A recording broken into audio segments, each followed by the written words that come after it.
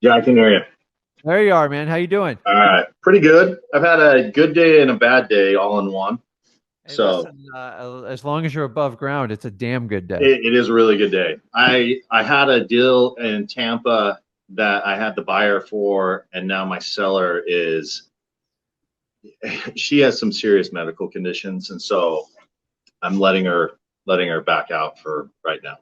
Yeah, But, and but so it won't be the first time it happens to you. It no, won't be the last time either. So here's yeah, here's my here's my theory on that. So you guys, everyone's like, what do we do if somebody backs out on a contract? First of all, listen to the story of the seller and be a damn human being. Like I've entered into a lot of contracts with elderly people and they get like sticker shock when they go out and they like I had a little old lady who wanted to rent a place. She goes, well, I think $1,000 is reasonable. And I remember my sales guy telling me that. I'm like, dude, you need to go yeah, back and tell her the truth. She goes, it's $3,000 for a typical place in Florida. She goes, I can't afford to sell it. And we thought, and he goes, I'll look for it. Don't ever be the realtor to find them a place. We just had to let her out of the contract because, well, what am I going to do? Take her house somewhere and kick her out on the street? Like, you have to listen to the reason. Now, I'm also on the other side is when their reason doesn't add up and they're lying to you, then I tell them I'm not going anywhere. We need to work this out. Okay. yeah. I am not getting out of the way so you can get a few more bucks. Like we made a commitment. I've done everything. We're on the line. And I tell them I'm not going to get out of the way. And here's what I always tell them. If I'm doing it locally, I always go meet with them. 9 times out of 10, when you meet with a seller, it solves the problem. But virtually, I kind of walk them through it. I'm not getting out of the way so another wholesaler or realtor can take advantage of the deal. But if you have a medical issue, you have an issue where something's changed, you have a special needs child, you just if I told you the hundreds of contracts I've left, like it happens, guys. Like people just like they change their mind. Remember, when they sign a contract, you still have to get them to the closing table. It's only half the battle. So, anyways, just let you know Yep. you're not alone. It happens to us more often than you think. And if you keep that relationship, something might change 6 months or a couple years down the road. Well, and that's what I've told her. I said, hey, just the one thing, if I'm letting you out, I totally understand. She has lymphoma. She's looking to Yeah. move. She was wanting to move up with her grandkids up in South Carolina, but then they came to visit and she realized how crazy it is, Yeah. and she doesn't want to be this burden, and just a lot of different variables. And so she was stressing out to the point it is affecting her. And I'm like, hey, don't worry about this. So Yeah. as long as she's like, Ryan, I'll come to you first, if I ever change my mind. So that's good. Today also, I've got another one in Houston, and I wanted to kind of see, there is another wholesaler involved, but he's kind of dropped the ball. And I'm matching, it's like 225. It like ARV, it's already decked out and ready to go. She's Okay. already remodeled it. She's sending me more pictures. She talked about everything that she's done to the house, and it's about like 275. Okay. Um, I also, so it's like not a huge spread, but it's decent. But also, I've talked to her about like seller financing and lease option, and came to some agreement also on that. So there's two different routes, and Okay. she's willing to give me anywhere from 18 to 24 months at like $2,000 a month towards the purchase price Okay. versus any interest or anything on there. Um, so for you, like what kind of stuff makes you go after a seller finance versus, hey, I've got some margin in there just to hurry and just to wholesale it? Well, so seller finance, just so you guys know, is there's a lot of confusion out there right now with it. It's everybody's like, oh, it's the hottest craze. This is seller finance has been around forever. Like, I mean, hundreds of years. Like, we're not inventing anything in here. So here's how I look at seller financing. When the easiest way to do it, and not every way works out this, I put on my wholesaling hat first, and I go in, I figure out what the valuation of the property is, what the issues, and what the motivation is. Okay. Try to attack it from a wholesaler. Sometimes it just doesn't work. They owe too much. There's circumstances outside of our control. And then what happens is the best creative financing you can do is the one where you're the only person that has the answer for it. It truly is the best way to do it because You're like, listen, if I can't buy this house, what are you going to do? And this is what a creative finance person will say. They go, honestly, I don't know, Rick. If you don't buy this house, I have no idea what I'm going to do. That's when a creative solution is ripe because you are the only solution. Okay. What I don't agree with on creative financing is when you have to negotiate everything. Okay. So when somebody has to take a creative solution, like if you don't take this, my credit's screwed, the house is going to be foreclosed, and I don't know what I'm going to do. So you get more favorable terms. The problem is when you negotiate a creative finance, meaning it's not necessarily, they don't have to do it that way. People tend to overpay on the creative financing. Creative financing, the number one rule is why people try to buy them is cash flow. And I agree with it. But there are other factors you have to consider because cash flow only takes care of from the day you buy it to right before the day you sell it. That's all it covers. Okay. So if I made $500 a month for 24 months, you'd be happy. But what happens on the 25th month and I have to sell it, cash it out, refinance it? Where are the numbers going to be? And am I going to be in worse shape than you were? And right now, a lot of the teachings in creative financing, they're not addressing this situation. And that's my problem with it is you have to let creative financing happen naturally. If you have no experience in creative financing and you've never really done wholesaling and you go, listen, I'm going to buy this course and I'm just going to go out and seek people for creative financing on these types of lists, you're in for a wild ride because you're not going to know. I like to buy creative financing where I can cash flow from day one because I can't get in trouble. Let me give you an example. Say you took over the house, call it a lease option, creative financing and whatever, and it sounds like a perfect house. It doesn't need a lot of work, which are my favorite ways to do them. You do not creative financing on houses you need to be fixed up, puts you usually in a terrible cash flow position because you've got to pull that money out of your back hip, right? Yeah. So if the seller goes, listen, I'll take $3 or $5 grand for the deed and sign it over to you, and you can get like favorable terms, then and the house is ready to go, I know I can make money with that property no matter what, because what's your average rent? Usually first, last, and security. So say if a rent's $2,000, what's that? 246. They're going to come up with $6 or $7 grand just to get a rental. So you have to have a premium over that. So you can usually ask for 10 or higher. Okay. So if you get 10 and say you gave them 5, at least you pocket $5 grand, which is very similar to an assignment fee.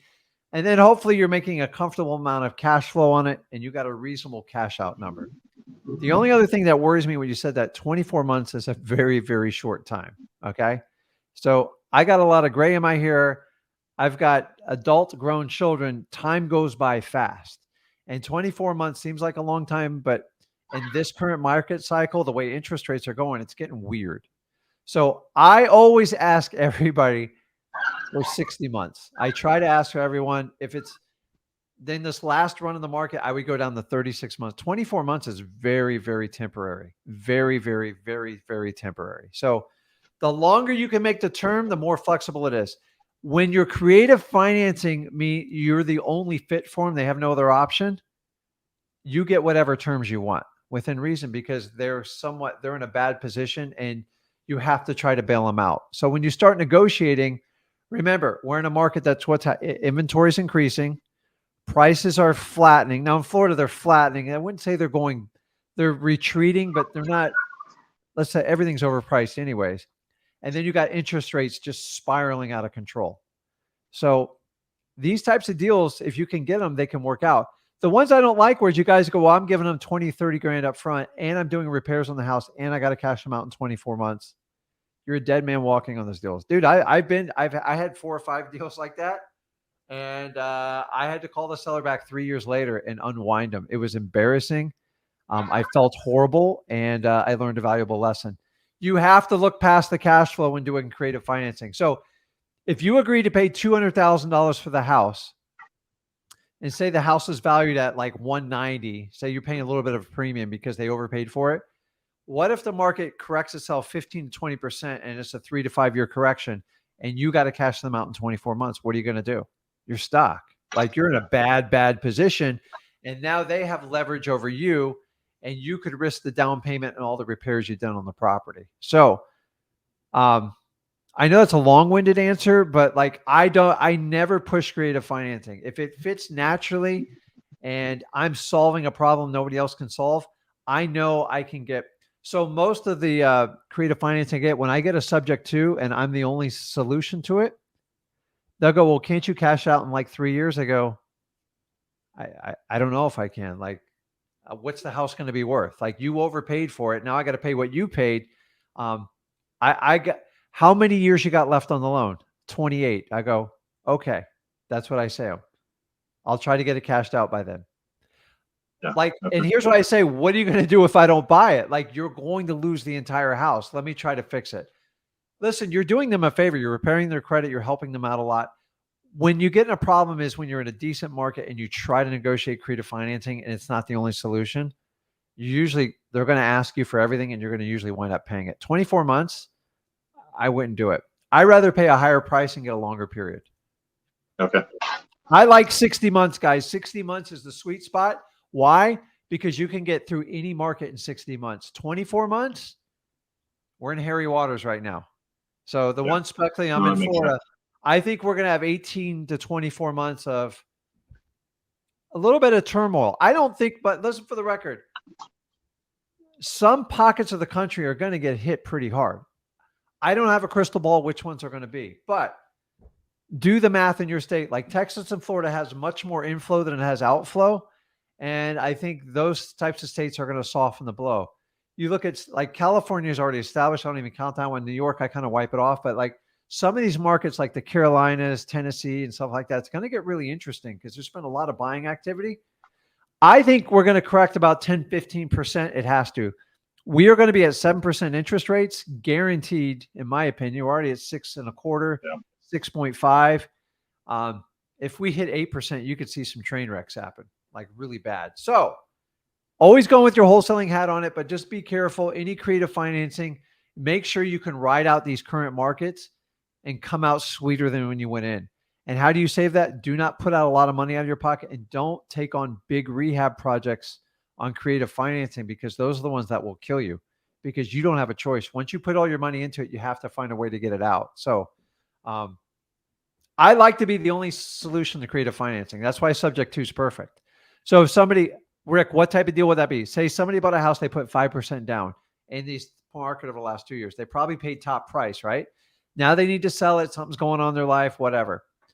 You know there's no equity there. They're actually in a negative equity position. If I sell it traditionally with a realtor, I got to pay the 6% fee, the closing cost.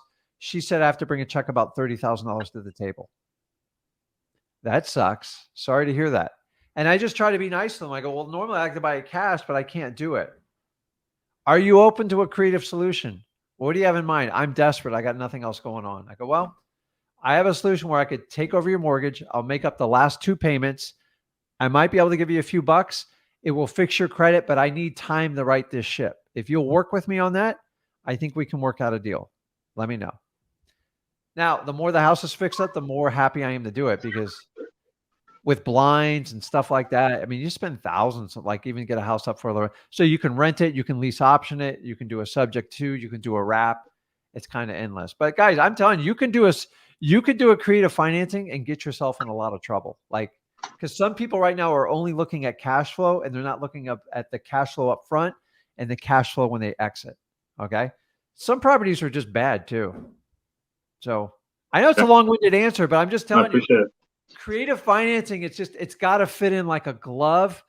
Creative finance, you don't go out and negotiate these deals. Only in the commercial arena can you do stuff like that.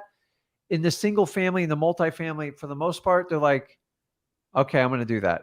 Like, I don't really have a lot of options. I have a property I've been dealing with today on the commercial side. They've had this thing on the market 2 years, in and out. I've watched 5 different brokers come on. So I was in the area today and I saw the broker over there. I'm like, what are you doing here? So I've made multiple offers on this property. It hasn't worked out.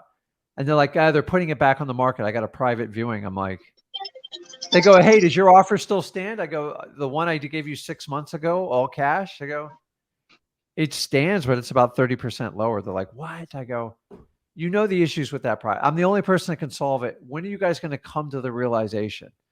And that was a creative offer because they've got some title issues and stuff like that. I go, none of these buyers are going to deal with it. And I know I'm the best fit. I know it's going to take me another 6 months to a year to get it. But I'm telling you, when I get it, it's going to be amazing. So It's awesome. Well, thank you guys, and thank you for your help and everything you guys do. And yeah, keep doing it, guys. Creative financing has to be. It fits. Like there's no negotiating. It's kind of relieving on wholesaling because a creative financing deal, you traditionally can't do the wholesaler route, and that's why you're doing it now. If I have a property I really like and I know the exact value, I know there's buyers for it, I know what the issue is, sometimes you can go in with a creative solution that's not the traditional wholesaling route, but it's like, so if somebody owns a property like free and clear and they're asking like too much money for it on the open market. So say they're asking 215. I'm like, listen, if I buy it at like 195, I can probably sell it at like 219, 220, and it's in good shape. That one, I'll do a creative one all day, but I already know the outcome. And unless you know the outcome, you can't do that. And that's the scary part, because when you have to backpedal on a creative financing deal, it's embarrassing. Like it's hard because remember, the seller trusted you. You made an offer. You got them excited. They told the family, and you come back and go, I can't make that work. So it's bad enough in wholesaling when people have to back out, like that scenario you said on like that. That's just part of life. You can't get mad about it. And if you burn that bridge when it does come time for them to sell, you're going to miss that boat. I've probably bought 100 deals, just like people you just described like that. Just go, it sucks. Go throw something against the wall when you're done, and just go get somebody else, and you're fine with it. But dude, you're right on. Where are you located? I'm in Arizona. Yeah, you're all over the place, man. Like so you do Florida, you do Houston. How do you find your markets, if you don't mind? I'd like to poll people and see how like they get their information. I've got some other just general leads from a VA that's helped me out, and we've gone. Houston's kind of a one-off, but the one in Florida, we've been doing Tampa, and then Arizona, and I do a little bit in Utah because that's where I'm from too. So okay, awesome, man. Awesome. Okay. Any other questions? Anything I can help you out with? No, that's it. I appreciate it. Okay, man. I appreciate it, man. I'll talk to you. Okay. Awesome. So, guys, sometimes people will